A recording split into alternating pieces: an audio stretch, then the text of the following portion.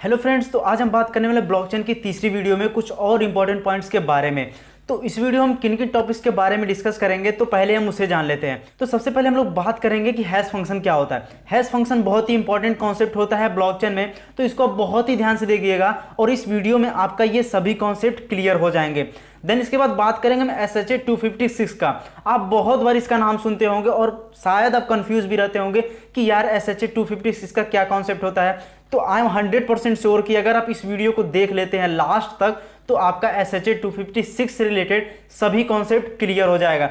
Then इसके बाद बहुत सारे कुछ इंपॉर्टेंट पॉइंट्स होते हैं, उन सभी को मैं डिस्कस करूंगा एंड थोड़ा प्रैक्टिकल करके दिखाऊंगा कि कैसे हम कोई इनपुट देते हैं तो हैश वैल्यू में कैसे वो कन्वर्ट होता है, कैसे वो कितने बीट्स का होता है, कितने साइज का होता है, वो सभी चीजें हम लोग वहां पे देखेंगे। तो यहाँ पे कुछ चीजें थ्योरेटिकल होंगी, कुछ चीजें प्रैक्टिकल होंगी, तो बहुत ही मजा आने वाला है। तो इन सभी कॉन्सेप्ट को समझने के लिए आप इस वीडियो को लास्ट तक जरूर देखिएगा। अगर आप चैनल पर नए हैं तो चैनल को सब्सक्राइब कर लीजिए और यार वीडियो को लाइक कर दीजिए। तो दोस्तों सबसे पहले अब हम बात कर लेते हैं कि हैश फंक्शन क्या होता है। ठीक है, तो हैश फंक्शन का काम क्या होता है बेसिकली कि हम जब कोई भी इनपुट देते हैं तो उसका काम क्या होता है, वो हमें आउटपुट जनरेट करता है।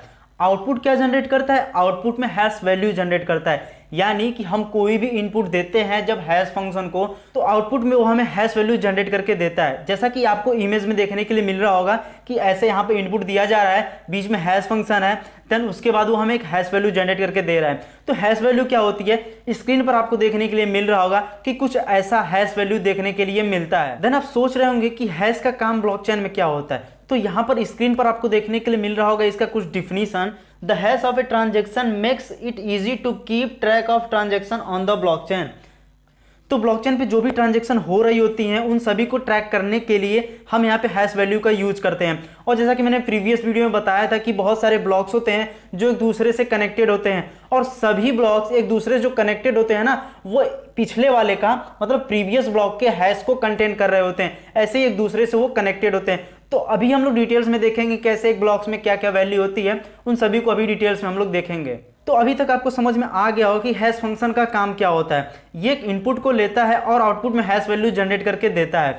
तो अभी से जो थोड़ा बुक में जो जैसे दिया वो मैं थोड़ा सा बता देता हूं आपको। तो जो इनपुट हम लोग देते हैं ना, वो आर्बिट्री लेंथ की स्ट्रिंग होती है। ठीक है, ये इनपुट देते हैं, देन ये आउटपुट में हमें क्रिप्टोग्राफिक फिक्स्ड लेंथ की आउटपुट देता है। यानी कि जो हमें आउटपुट मिलता है हैश वैल्यू, वो फिक्स्ड लेंथ की होती है। ये फिक्स्ड लेंथ कैसी होती है, ये भी अभी हम आगे इसको डिटेल्स में देखेंगे और आपका कॉन्सेप्ट ये भी क्लियर हो जाएगा कि कैसे ये फिक्स्ड होती है। तो आई होप कि हैश फंक्शन आपको समझ में आ गया होगा। तो अभी मैं 3 ब्लॉक का एग्जांपल लेता हूं जिससे आपको बहुत ही बेटर अंडरस्टैंडिंग हो जाएगी कि यार ये ब्लॉक कैसे वर्क करते हैं, इसमें वैल्यू क्या होती है, ये प्रीवियस हैश, इसका हैश क्या होता है, सब चीजें। तो चलिए हम लोग लैपटॉप के स्क्रीन पर चलते हैं और वहां समझने की कोशिश करते हैं। तो जैसे कि यहाँ पर आपको देखने के लिए 3 ब्लॉक मिल रहा होगा, तो इन 3 ब्लॉक में क्या दिया हुआ है। सबसे पहले आपको जेनेसिस ब्लॉक दिख रहा है, फिर ब्लॉक 2, ब्लॉक 3। तो जो पहला ब्लॉक होता है ना ब्लॉकचेन में, उसे हम लोग कहते हैं जेनेसिस ब्लॉक। और हर ब्लॉक में कुछ डेटा होता है और वो प्रीवियस हैश को कंटेन कर रहा होता है और उसका खुद का एक हैश होता है। ऐसे ही 3 ब्लॉक्स हैं, तीनों में सेम वैसे ही है।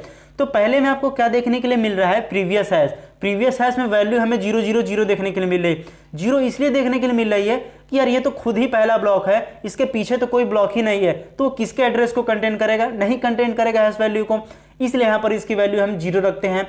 और ये जो ब्लॉक है इसका खुद का हैश वैल्यू ये है। ठीक है, देन इसके बाद अब जो ब्लॉक 2 है, ब्लॉक 2 क्या कर रहा है, ये अपने पिछले वाले पहला जो जेनेसिस ब्लॉक था उसके हैश को कंटेन कर रहा है और इसके खुद का हैश है।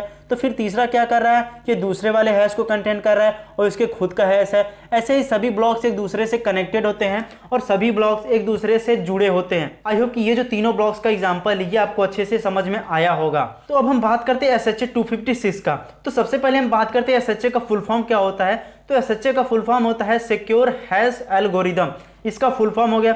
अब 256 का मतलब क्या होता है, तो 256 का यहाँ पे मतलब क्या है, 256 का मतलब है कि जो भी हम लोग इनपुट देते हैं वो SHA-256 में आता है, फिर उसके बाद वो आउटपुट में जनरेट होता है। तो जो आउटपुट में हैश वैल्यू जनरेट होके आती है वो 256 बीट की होती है। जी हाँ, वो 256 बीट की होती है। तो यही होता है SHA 256। एक होता है SHA 512 जो कि यहाँ पर हम उसकी बातें नहीं करेंगे, हम यहाँ पे बस बात करेंगे SHA 256 की। तो 256 का मतलब ये हुआ कि जो आउटपुट जनरेट होकर हैश वैल्यू आ रहा है उसका साइज वो 256 बिट का होगा। जो इनपुट देते हैं ना हम लोग SHA 256 में, और जो आउटपुट वो जनरेट होकर आता है वो होता है 64 हेक्साडेसिमल कैरेक्टर। जी हाँ, 64 हेक्साडेसिमल कैरेक्टर होते हैं, और जो ईच कैरेक्टर वो 4 बिट को कंटेन करता है। अगर हम 64 में 4 का मल्टीप्लाई करते हैं तो क्या आता है 256। तो यही है कि हर एक कैरेक्टर 4 बिट का होता है और 64 टोटल हेक्साडेसिमल कैरेक्टर होते हैं, और ये 256 बिट का होता है। तो आई होप कि अभी आपको समझ में आ गया होगा कि SHA 256 क्या होता है। अब इसके बाद हम थोड़ी प्रॉपर्टी के बारे में जान लेते हैं। तो सबसे पहले नंबर पे बात करते हैं फिक्स्ड वैल्यू आउटपुट। तो इससे मतलब क्या है कि जैसे कि हम लोग इनपुट में कुछ देते हैं, मान के चलिए मैंने एप्पल इनपुट में दिया एक वर्ड, तो वो SHA 256 में आएगा और वो जनरेट होकर आएगा एक हैश वैल्यू। तो जो हैश वैल्यू जनरेट होकर आएगी वो फिक्स्ड लेंथ की होगी, यानी कि 64 हेक्साडेसिमल कैरेक्टर ही होंगे। अगर हम वहाँ पे मान चलिए मैंने एप्पल एक वर्ड दिया था, वहीं पर मैं 20 वर्ड टाइप कर देता हूँ, कोई एक पैराग्राफ टाइप कर देता हूँ, फिर उसके बाद जो हैश वैल्यू जनरेट होकर आएगी वो भी 64 हेक्साडेसिमल कैरेक्टर की ही आएगी। तो अभी हम प्रैक्टिकल करके देखेंगे कि एक वर्ड मैं इंटर करता हूँ तो क्या आता है, और मल्टीपल वर्ड में इंटर करता हूँ तो क्या आता है। देन सेकेंड नंबर पे बात करते हैं अगर, तो वन वे का मतलब क्या है कि हम कोई भी इनपुट देते हैं और वो हैश फंक्शन में जाता है, फिर उसके बाद वो आउटपुट जनरेट होकर हैश वैल्यू आती है। ये हो गया आपका वन वे। अब टू वे में क्या होता है कि हम जो आउटपुट हम लोग के पास जो आया है उसे क्या करें, हम लोग एक्चुअल इनपुट फॉर्म में कन्वर्ट कर दे। तो ऐसा कुछ नहीं होता है, एक तरह से कह सकते हैं ये पॉसिबल ही नहीं है। इसीलिए इसको वन वे कहते हैं कि हम इनपुट देते हैं और आउटपुट में हैश वैल्यू मिलती है। ऐसा नहीं होता है कि हम हैश वैल्यू से इनपुट में कन्वर्ट कर सकें। इसीलिए हैश फंक्शन को हम इंक्रिप्शन या डिक्रिप्शन नहीं कहते।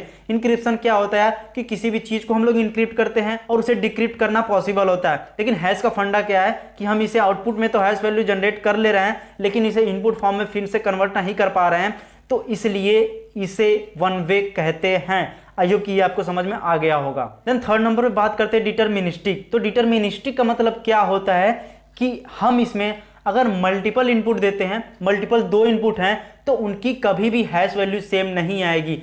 आप अगर एप्पल एंटर करते हैं और बी फॉर बनाना एंटर करते हैं तो ऐसा फ्यूचर में कभी नहीं होगा कि कभी भी इनकी हैश वैल्यू होगी जो सेम होगी। एक बार जो हैश वैल्यू जनरेट हो जाती है ना, ए फॉर एप्पल वाला ए की जो हैश वैल्यू जनरेट हो जाएगी वो किसी और के वैल्यू से मैच नहीं करेगी। ठीक है, तो यही होता है डिटरमिनिस्टिक। तो अब हम कंप्यूटर की स्क्रीन पर चलते हैं और कुछ प्रैक्टिकल थोड़ा करके देखते हैं कि मैं कुछ इनपुट दे रहा हूं तो कैसे हैश वैल्यू जनरेट होकर आ रही है। तो जैसा कि आपको यहाँ पे कुछ इंटरफेस देखने के लिए मिल रहा है, तो यहाँ पर मैं क्या करता हूँ, सिंपली मैं यहाँ पे कुछ भी एंटर करता हूँ। मैं यहाँ पे ABCD इंटर करता हूँ। ये देखिए जो आपके राइट साइड में ये कुछ यहाँ पे चेंजेस हो रहे हैं, तो ये जितने हैं ना, अगर आप इसे काउंट करेंगे तो ये 64 हेक्साडेसिमल कैरेक्टर हैं।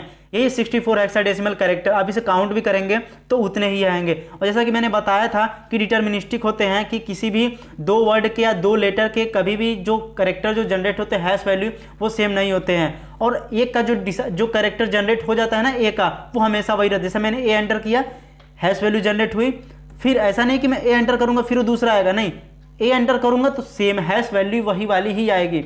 तो ये होता है। और जैसा मैंने बताया था ना कि 64 कैरेक्टर से ज़्यादा नहीं आएंगे, तो मैं यहाँ पर देखिए रैंडम बहुत सारी चीज़ें टाइप कर देता हूँ। बहुत सारी चीज़ों मैंने टाइप कर दी, तो यहाँ पर ऐसा कुछ नहीं कि कुछ चेंजेस हो जा रहे हैं, तो ऐसा कुछ यहाँ पे चेंजेस नहीं हो रहे हैं। तो यही कुछ होता है कि हैश वैल्यू में जो भी हम इनपुट देते हैं तो ऐसे कन्वर्ट होकर आता है। तो आई होप ये सारे कॉन्सेप्ट आपको अच्छे समझ में आ गए होंगे। Thank you so much for watching this video.